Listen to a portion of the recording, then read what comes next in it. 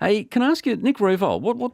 Now, he's dropped a bombshell this morning. Yeah, it's a big headline. He was addressing what's been pretty topical in the last couple of weeks, and it's the illicit drugs policy that's going on in the AFL, and a couple of club presidents, a bit of background, think it's a joke or it's a flawed system, which a lot of us agree that it needs a lot of tinkering and a lot of work. But it goes back to the reporting of one club having 16 players using mental health as a guise to beat the illicit drug system or game the system. And Nick was, I guess, responding to his former coach, Grant Thomas, saying, he thought drugs was rife in his time as the coach of St Kilda. But look, it brings up a number of things and it's topical, but it's always topical this time of year when we don't have the real, call it the round one of the men's season kicking off. We're all waiting for it. We've got JLT. We've got some great women's games going on, but it's all this control of what is the right policy for this illicit drugs policy that we've got at the moment. But it's also a situation, Nick Revolt can't just go and throw this hand grenade and then walk away and leave everyone to pick up the mess. He's got to actually come out now and tell us more. Is he saying it was at St Kilda? Well, I think he was saying as AFL as whole, and what he's trying to get to is that he'd like to see after one strike, you're sort of named and shamed. You get your 4-game suspension. Everyone is aware that you have tested positive to illicit drugs. So currently, for people who are unaware, and it's a new system, so people still think we're in the 3-strike policy. We're at the 2-strike system that started in 2016, and it's up for review in 2020. That after the 2nd strike, you get 4-game suspension, and everyone knows about it. So just for example, if you tested positive for the 2nd time, everyone will know about it and you'll have a 4-match suspension. Yeah, I would. I mean, part of me wants to say, nah, no second chances. But I think in this situation, at least try to rehabilitate, at least try to educate. And then, if they err again, then name and shame, so to speak. That's a key point you raise. It's a welfare model. And people have got to remember, this is what the AFL and the Players Association agreed to. And it's not out till 2020. So for all of us, throwing our hands up in the air saying it's got to change, it's not changing until 2020, so another 18 months. But also, it's up to the club doctors to see through it. So at the moment, if you test positive the first strike, only the club doctor knows. So if they're responsible, they'll be able to distinguish whether someone does have mental health issues and then using drugs, I guess, to deal with those issues, or are they using it a way to game the system? So look, you got to put a faith in the club doctors that are doing the right thing.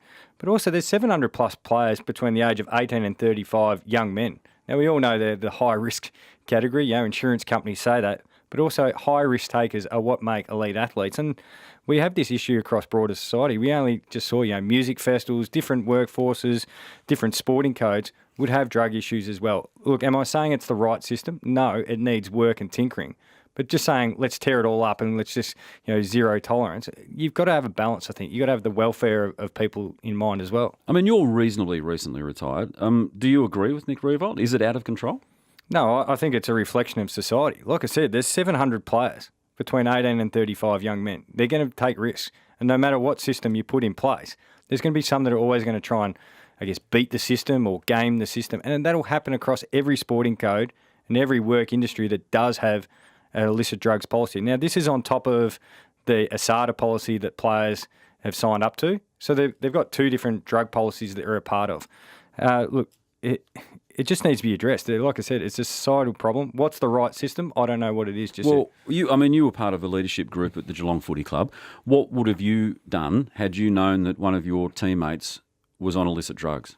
What would I have done? Look, for me personally, you got to get the right people to deal with it. Now, that's the club doctor, that's the welfare manager, and it's the coaches or a senior player who is close to that player. Because just throwing people out is not always the answer. So, like I say, I don't know whether it's 1 strike, 2 strike. It's not 3 strikes. That's too many. Now you're just, taking the mickey of the whole system. But the fact that people, want control, and club presidents want control, and, we have a look at Jeff Kennett and Peter Gordon. They want control. They want to know all information. But Eddie Maguire made a great point. If it wasn't for this policy, would it have actually helped as many people if this policy wasn't in place? No. So it is working in a way, and it's a welfare model. And your thoughts on the Eddie Betts slur? I mean, I can imagine what your thoughts are. Yeah, I heard you before and you absolutely nailed it, is the fact that it's 2019 and we've still got people who think this behaviour is acceptable. A part of me is the more we talk about it, are we encouraging it? Are we fueling more morons and keyboard cowards? And that's exactly what's going on. There'll be some sick people sitting there getting a real kick out of this. The fact that we're talking about it and that their behaviour by hiding behind a fake account, whether it be Instagram, Twitter or Facebook, is actually getting airtime. I was surprised when I saw the news last night that they were considering stripping him or her of membership.